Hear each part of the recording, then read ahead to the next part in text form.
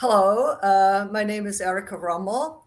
I am a historian by profession and a novelist by avocation. Sometimes people ask me, why did you move from writing history books to writing historical novels? And I tell them, because it's easier. I don't have to stick to the facts and I can make it up as I go. No, I'm kidding them. I do, in fact, quite a bit of historical research for my novels as well. And today I would like to talk to you a bit about my new novel, The Loneliness of the Time Traveler. And the action in that novel revolves around the theft of an 18th century manuscript from a rare book library in Los Angeles. Now, for that, I didn't have to do a lot of extra research because I did, in fact, work at that library on a project. And no, the project wasn't stealing a manuscript. I didn't do that. But I am aware of the methods and of the procedures in place to avoid theft. Now, the manuscript targeted by the thieves in my story, in my novel, is the memoir of a woman who lives in 18th century London and is possessed by an incubus, an evil spirit by the name of Lynne. And I'm going to read to you the beginning of Adele's memoir, which is entitled A Cautionary Tale. It is a dreadful thing to be possessed, to be invaded by a spirit woman who commands your body and soul and looks out at the world through your eyes. It happened to me. Pray it will never happen to you. I am free now, delivered from the tyranny of my incubus, but for a long time my conscience was troubled by the things she made me do.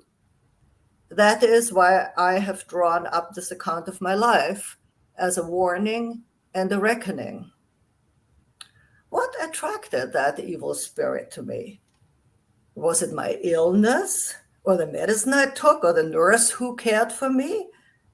Was it the arrangement of the furniture in the room, or the pictures on the wall that beckoned to my ghostly twin? And how do I guard against another assault? For that is my greatest fear, that she will return, seize upon me once again, and wreak havoc. The first time she transformed me. The next time she will erase me.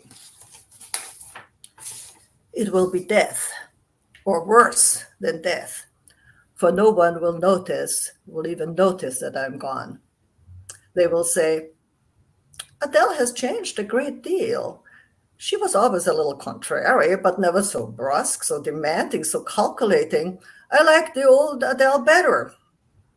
That is what they will say when they meet Lynne, a dead woman walking and looking exactly like me. I was 17 when Lynne took possession of me. I was in the grip of a severe illness brought on by the shock of my father's death. The doctor who attended me was puzzled by my illness. He could only take my pulse and prescribe ineffective potions.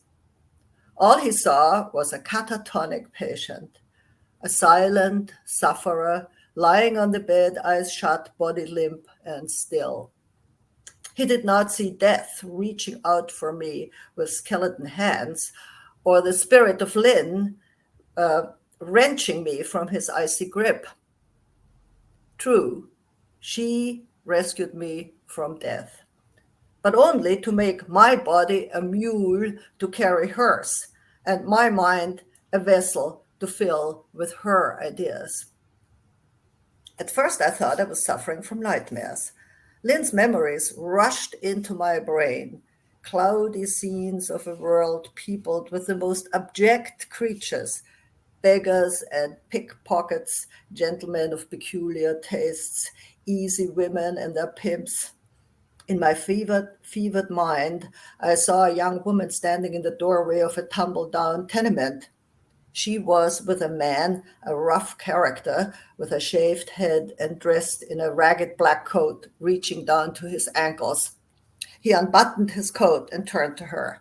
"Get down on me," he said. "That will cost you extra," she said.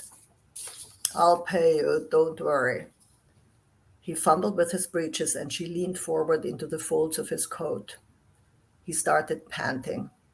"I'll pay you, all right," he said, and grabbed her by the hair, wrenching back her head.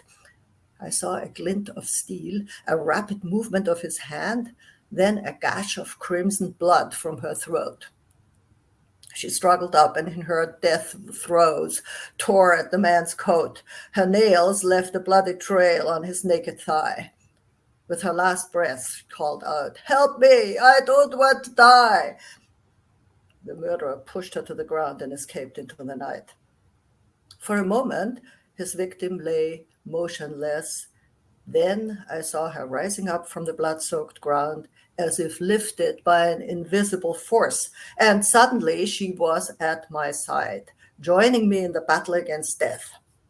I was swallowed up in a storm, gusts of wind beating down on me mercilessly, filling my head with a blinding swirl. But then the tempest passed, and the doctor, who had given me up, became hopeful again. I myself had no understanding of what was happening to me, that I had been invaded by an incubus. I knew I had defeated death, or rather, we had defeated death, because I sensed a living otherness within me, feeling her thoughts and memories, mingling with mine in a fever dream.